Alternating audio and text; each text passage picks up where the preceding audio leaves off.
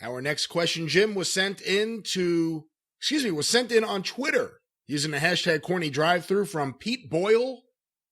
What are Jim's thoughts on Hulk Hogan possibly returning to the ring for a WrestleMania match?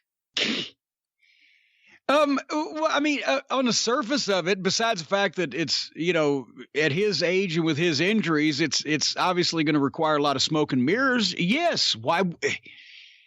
If they could still get some kind of, I won't say mixed tag, but, tag team match that had a personal issue where somebody else could do the work and be a lot of the smoke and mirrors, and Hogan could do whatever it is that he can do physically at this point and participate, and you could cover it up.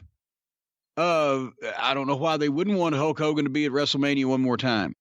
It's just that, boy, that's a job that requires planning like one of those heist movies at this point. He couldn't drop the leg anymore, can he? I don't think so. He's had his hip done. I think he has back problems. How would you do it? I mean, if you had to have smoke and mirrors, what would be the optimum way to use Hulk Hogan?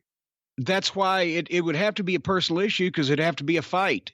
And he probably needs to fucking get a little juice and stand up and throw punches and then stagger and fucking sell into the ropes and then roll out on the floor and rattle some furniture around. And maybe if it's a tag match of some kind, maybe he is blinded with some substance, after he shines for a minute or two to get heat on the other fucking guy, the partner, whoever it may be, so that then he could clear his vision and make a standing up comeback with punches and shoot the guy in, and they could fucking Big Daddy off of him.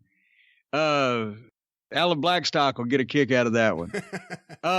Yeah, I mean, you as long as a fucking human being, we had matches with Ron Wright in Smoky Mountain when he had an artificial hip and was in his 70s at that point, early 70s, I guess. As long as somebody is ambulatory, you can do something. The question is whether you can get enough talent to surround him, and with the reason for people to already want to see it. Because his match we had with fucking Vince McMahon was not a goddamn pretty sight, was it? That was years ago, but still, right? It was a spectacle, yeah. It's a spectacle, and if people want to like it because they want to see the heel get his ass kicked, and it's put together well enough, and he just realizes what he can do and what he can't do beforehand. If they put together shit that when he gets out there and he can't do it, then it sucks. But if they realize what needs to be done or not done beforehand and just do that, then yeah, it would probably still get over. In general, I know Ric Flair had his retirement match with Shawn Michaels, which he quickly unretired from, and Terry Funk had his great one in 1983, which was so dramatic, and then he quickly unretired from that. But more than likely, if Hulk Hogan has one last match, it'll probably be his last match for all the reasons we just laid out. Are you for a guy like that, a guy of that caliber who was that big a star, having a big goodbye match, a big, leaving, he could smile and wave to everyone and kiss everyone goodbye, as opposed to just, their last match happened. Like Steve Austin, he had a last match. No one knew it was the last match except maybe him, and then he just never came back. How do you want a guy like that at that level, like an Austin, Hogan, before that Bruno Sammartino, different guys that are at that level of star? Should they have one big last match for people to celebrate him, and should they go over? Well, yeah, they should have the last match within reason. Caveat here, say yes, it's always better to draw a big gate and a big house and celebrate a guy, and it's a feel-good moment for a star of that magnitude that you don't get often, and everybody would remember it. And did I mention also it's a big gate? I'm always about, what would sell tickets and have it just be a huge event, right? So, yes, I think you should always have that when you can. I wish Steve Austin have had that, but at the same time, it depends also on the individual as far as what expectation that they've built up in the fans' minds of how good they are. I don't see any reason in the world why, but I wasn't his fucking doctor. But could Steve Austin back, 17 years ago or whatever, have had one more Steve Austin match on a big show? Probably.